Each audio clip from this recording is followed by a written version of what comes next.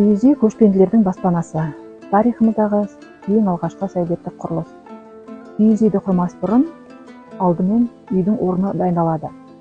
Ертеректе киіз үйдің орнына бір отар қойды жайып алатын болған. Себебі зиянды жәндіктерден осындай қорғаныс амалдарын жасаған. Мысалға, қара құртты қой жақсы жейді. Осындай қорғаныс амалдарынан кейін киіз үйді орналастырады. Алдымен есігі құрылады. Есігінен екі босағасынан керегелер тартылады.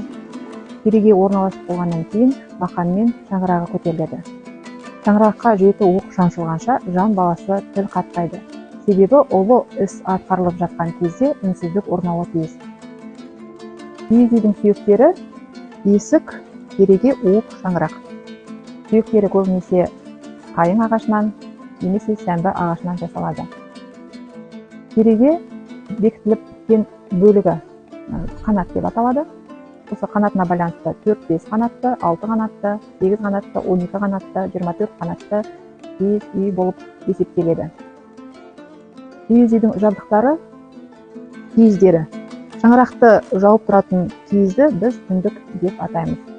Ал керегені жабатын киізді туырлық деп атаймыз. Уықты жауып тұратын киізді үзік деп атаймыз. Киіз үйдің киіздері көбінесе қой жүнінен басып жасалады.